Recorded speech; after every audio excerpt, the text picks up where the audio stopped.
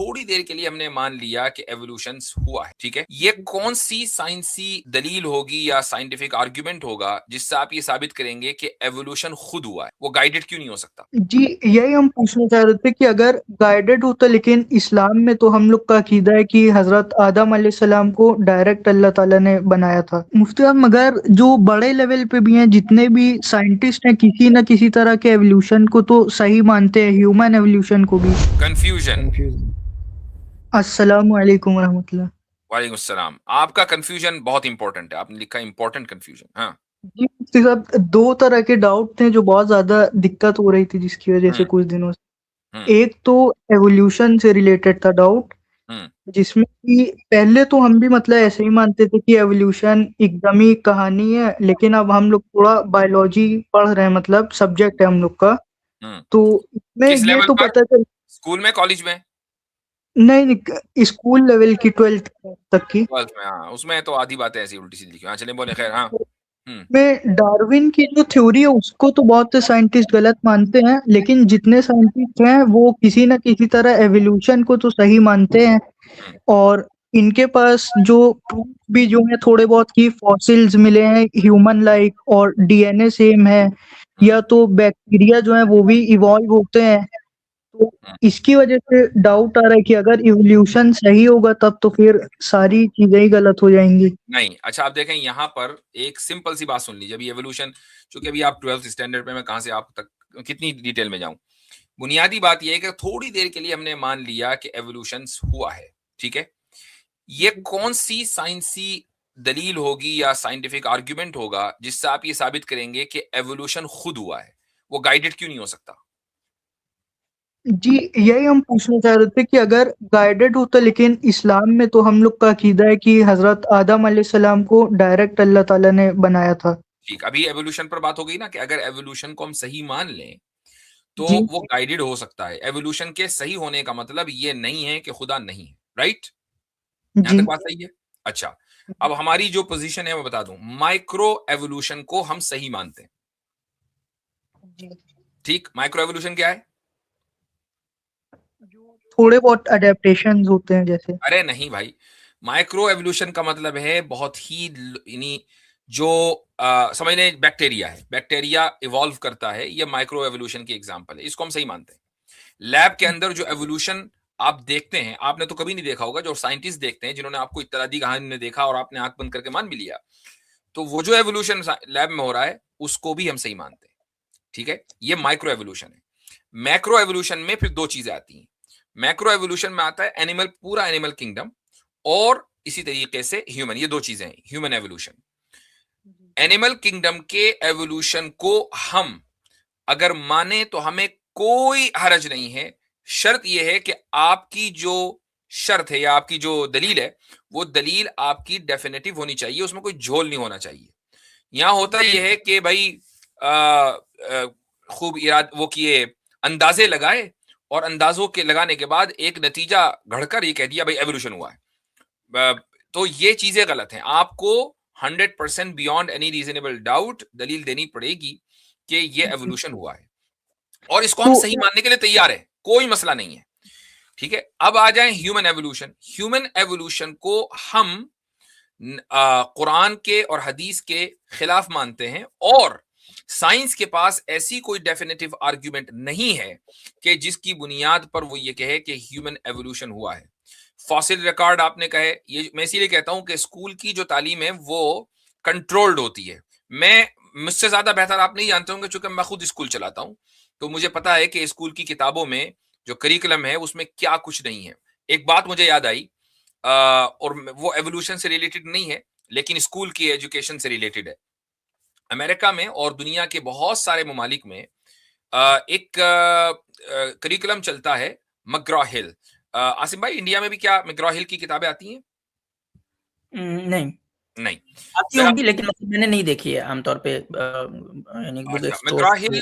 मग्रॉ हिल की जो करिकुलम की किताबें हैं वो बहुत बड़ी तादाद, बहुत बड़ी कंपनी है, मल्टी बिलियन डॉलर कंपनी है, और वो स्कूलों को ये करिकुलम प्रोवाइड करती है, प्री स्कूल से लेकर के 12th ग्रेड तक। अच्छा, मैग्रॉ हिल का फाउंडर कौन है? उसका नाम है रॉबर्ट मैक्सवेल। रॉबर्ट मैक्सवेल कौन है? मोसाद का एजेंट और उसकी बेटी मैक्सवेल, जिसका लास्ट उसका फर्स्ट नेम मैं भूल गया, वो इस वक्त जेल में गिरफ्तार है और वो जेफरी एप्स्टीन की राइट हैंड थी। ठीक है, जेफरी एप्स्टीन की राइट हैंड मैक्सवेल, जिस खातून का नाम है, उसके बाप ने यह कंपनी कायम की 80s में, और इस वक्त ये दुनिया की बड़ी कंपनियों में से है कि जो करिकुलम बनाते हैं। मैंने इस करिकुलम की जो सोशल स्टडीज की किताबें हैं वो बहुत सी पढ़ी, चूंकि हम करिकुलम डेवलपमेंट काम कर रहे हैं, तो मुझे बड़ी हैरत हुई कि यार ये किताबें अमेरिका में, कनाडा में, इंग्लिश स्पीकिंग कंट्रीज में ये तकरीबन हर दूसरे तीसरे स्कूल में हैं, लेकिन क्या वजह है कि इसमें ईसाइयत नहीं है, इसमें पेगनिज्म बहुत है, इसके अंदर शिर्क है, इसमें शिर्क को प्रमोट किया गया है, ह्यूमनिज्म को और शिर्क को, दो चीजों को इसमें प्रमोट किया गया है। ईसाइयत दूर दूर नहीं है। क्यों भाई, ऐसा क्यों है? ऐसा अब आपको जब ये सारी चीजें आई, एप्स्टीन फाइल निकल कर आई और लोगों को पता चला कि भाई उस जजीरे के ऊपर तो शिर्क हो रहा था, उस जजीरे के ऊपर तो शैतान की परस्तिश हो रही थी, वहां तो एक टेंपल भी था, वहां तो सैक्रिफाइसेस भी होती थी, वहां पर तो फला फला फला, तो इससे अंदाजा होता है कि किस तरीके से उन्होंने शिर्क को और शैतान की वर्शिप को खुसूसन उन्होंने नॉर्मलाइज किया गुज़िश्ता 30-35 सालों में करिकुलम की किताबों के जरिए। ठीक है, तो ये करिकुलम के ऊपर मुझे ये बात याद आई। इससे भाई कन्फ्यूजन साहब ये अंदाजा लगाएं कि जो भी करिकुलम आपको पढ़ाया जा रहा है, वो हिस्ट्री का हो, सोशल स्टडीज का हो, वो साइंस का हो, वो कॉम्प्रोमाइज्ड हो सकता है, हो सकता ही नहीं बल्कि है। जी मुफ्ती साहब, मगर जो बड़े लेवल पे भी हैं, जितने भी साइंटिस्ट हैं, किसी न किसी तरह के एवोल्यूशन को तो सही मानते हैं, ह्यूमन एवोल्यूशन को भी। तो चूंकि उनके पास, मैं ये भी बता दूं आपको कि कुछ साइंटिस्ट का एवोल्यूशन को सही मानना इस बात की दलील नहीं है कि वो एवोल्यूशन सही है, क्योंकि बहुत सारे साइंटिस्ट ऐसे भी हैं जो एवोल्यूशन को सही नहीं मानते। अब उसका क्या करेंगे? जी तो ये आर्ग्यूमेंट नहीं है कि जी साइंटिस्ट मानते हैं, ये कोई आर्ग्यूमेंट नहीं है। असल बात ये कि जो फॉसिल रिकॉर्ड पे आकर बात रुक जाती है कि भाई फॉसिल रिकॉर्ड तो है ना साइंस के पास, हम इसी पर कहते हैं कि जो फॉसिल रिकॉर्ड आप देते हैं उसमें झोल ही झोल है, उसमें स्कैम ही स्कैम है, एक से बढ़कर एक स्कैमर साइंसदानों में पैदा हुआ है कि जिसने हुकूमत की ग्रांट्स लेने के लिए या यूनिवर्सिटियों से ग्रांट्स लेने के लिए फॉसिल गढ़े हैं। जैसे इन लोग पूरी कहते हैं हिस्ट्री कि इसके ऊपर मौजूद है जी।